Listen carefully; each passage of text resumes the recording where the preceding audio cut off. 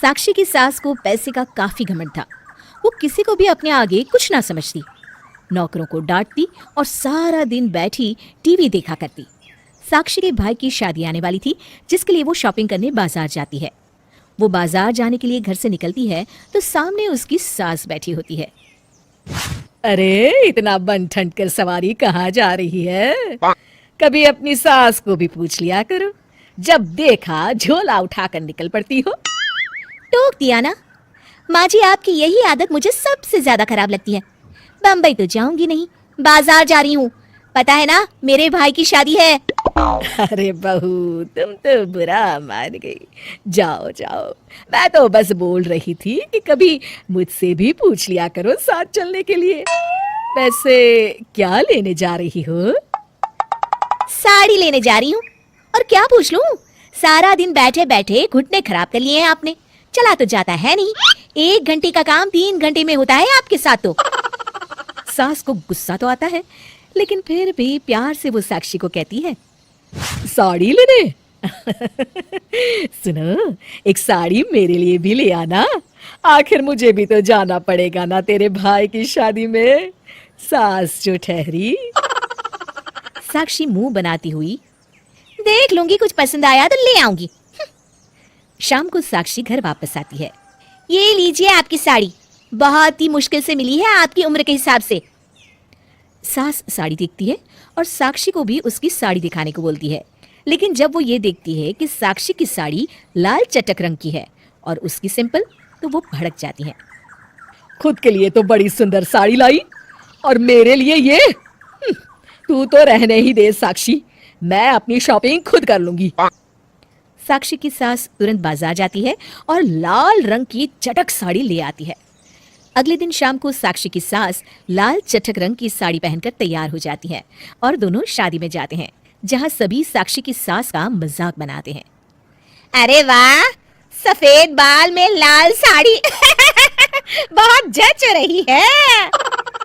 साक्षी को ये सब सुनकर बेइज्जती महसूस होती है, लेकिन वो कुछ नहीं बोलती और सास के साथ घर आ जाती है।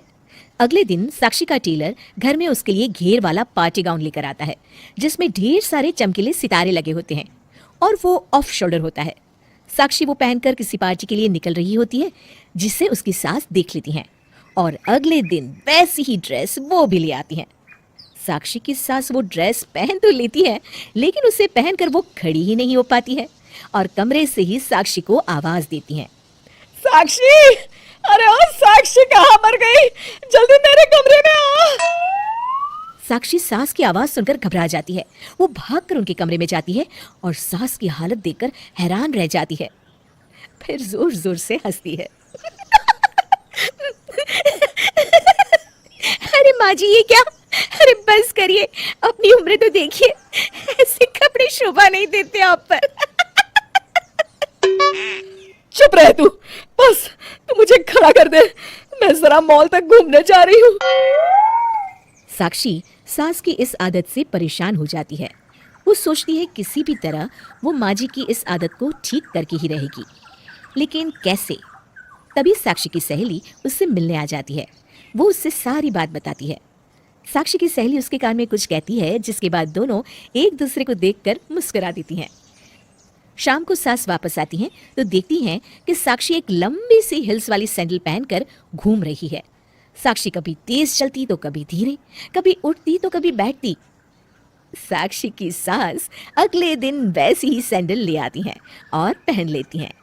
वो सैंडल पहनकर जैसे ही 2 कदम चलती हैं कि धड़ाम से गिर पड़ती हैं और चिल्लाने लगती हैं, हाय रे, मर गई, बहुत दर्द हो रहा है, कोई तो आओ, मुझे बचाओ। साक्षी जमीन पर पड़ी सास को उठाती है और बिस्तर पर बिठा देती है। अब बस भी करिए माँ जी, आपको तो मेरी बात बुरी ही लगती है, लेकिन देखिए, पड़ गए ना लेने के देने। पता नहीं कितनी हड्डियां टूटी होंगी और न जाने कितने टांके लगेंगे। अरे नहीं नहीं, ऐसा ना बोल बहू, बहुत दर्द हो रहा है, तू तो बस डॉक्टर को बुला दे, मैं अब कभी तेरी नकल नहीं करूंगी। उम्र के हिसाब से पहनावे की शोभा है, ये बात मैं समझ गई हूँ। साक्षी नए जमाने की लड़की थी और शादी के बाद वो हर चीज को अपने अनुसार करना चाहती थी।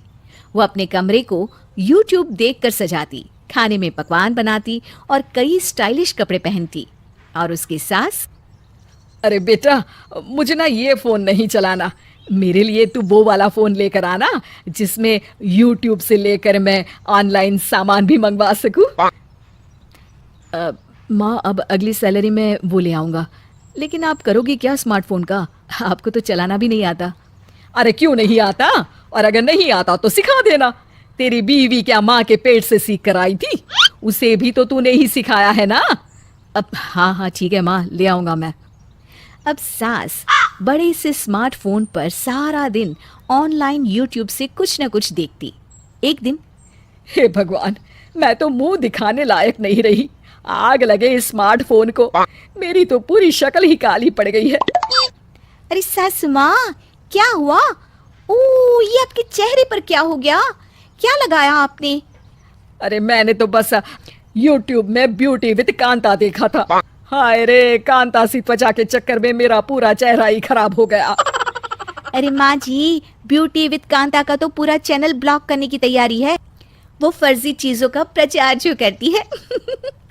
वैसे आप तो पूरी काली कांता लग रही है सासू माँ। अरे चुप रह और जाकर YouTube से देख। ये कैसे ठीक होगा? और मेरा स्मार्टफोन तो जरा देना, ये कांता को तो अनसब्सक्राइब ही कर देती हूँ। अगले दिन, अरे बेटा, जरा मेरे बैंक की सारी डिटेल इसमें डाल देना, कैश ऑन डिलीवरी नहीं दिखा रहा है। माँ, ये सेफ नहीं है। देख बहू, मेरे पति मेरे बेटी की कमाई, तू ज्यादा ज्ञान न बांट, समझी? अरे खुद तो सारा दिन ऑनलाइन शॉपिंग करती है, वो सेफ होता है क्या? चल डाल सारी डिटेल। मुझे क्या है, कर देती हूँ मैं, लेकिन किसी को कोई OTP नंबर शेयर मत कीजिएगा, वरना क्या वरना है? गवार नहीं हूँ, पढ़ी लिखी हूँ, मुझे भी पता है दुनियादारी का। चली बड़ी आई ज्ञान देने वाली। साक्षी को सास की बात पर गुस्सा आ जाता है। वो उनकी सारी बैंक की डिटेल्स फोन पर डालकर वहां से चली जाती है। अगले दिन सास, हाय रे हाय, मैं तो फिर से मुंह दिखाने लायक नहीं रही। अरे लुट गई, बर्बाद हो गई। अरे क्या हुआ माँ, कांता को अनसब्सक्राइब नहीं किया क्या आपने? अरे बेटा क्या बताऊं, बड़ी प्यारी सी बच्ची ने मुझे कल फोन किया, लगा अपनी ही बिटिया हो। बोली 4 नंबर का OTP तो बता दीजिए मौसी। मौसी बोली तो मुझे मेरी बहन की बेटी गुड़िया की याद आ गई। ओ माँ, अब ये ना बोलना कि तुमने उसे OTP नंबर बता दिया। अरे तो मेरी गुड़िया इतने प्यार से मुझसे जान भी मांगती तो मैं दे देती, वो तो सिर्फ एक OTP था। अरे मैं लुट गई, बर्बाद हो गई। अब क्या था, साक्षी सास के पास जाती है और उन्हें कहती है, माँ जी, मैंने आपको कल ही कहा था कि किसी भी अनजान से OTP या बैंक डिटेल्स शेयर नहीं करनी चाहिए। अरे फिर आ गई मुंह चलाने। सारा दिन तू जो फोन पर बैठकर टिक टिक टिक करती रहती है वो कुछ नहीं, जा यहाँ से। मैं शॉपिंग कर रही हूँ, सेल लगी है वो भी तगड़ी वाली। अगले दिन फिर से सास, हाय रे, लुट गई, बर्बाद हो गई मैं तो। इस बार साक्षी के साथ उसके ससुर और पति दोनों उसके पास आ जाते हैं। अरे क्या हुआ भाग्यवान, ये रोज का टैप रिकॉर्डर लूट गई बर्बाद हो गई वाला आज किस लिए चल रहा है? ये देखिए जी, मैंने अपने लिए कुर्ता मंगवाया था, लेकिन ये तो बिल्कुल फटीचर पुराना निकला। अब जिस साइट से खरीदा था वो तो इसे वापस भी नहीं ले रही। आए रे हाय, लुट गई, बर्बाद हो गई। देखो भाग्यवान, आजकल के बच्चे भी जानते हैं कि क्या सही है क्या गलत। इन लोगों के सर्कल में सभी स्मार्टफोन के जरिए तमाम चीजें करते हैं और एक दूसरे से अनुभव शेयर भी करते हैं।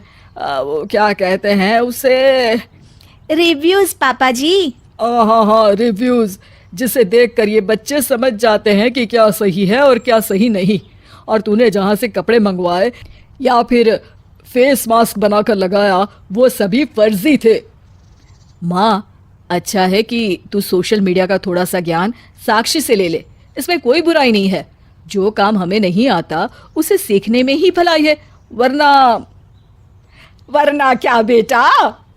तभी साक्षी कहती है, वरना तो रोज घर में यही सुनाई देगा, मैं लुट गई, बर्बाद हो गई। हाँ हाँ ठीक है, मैं अब कभी किसी की नकल नहीं करूंगी।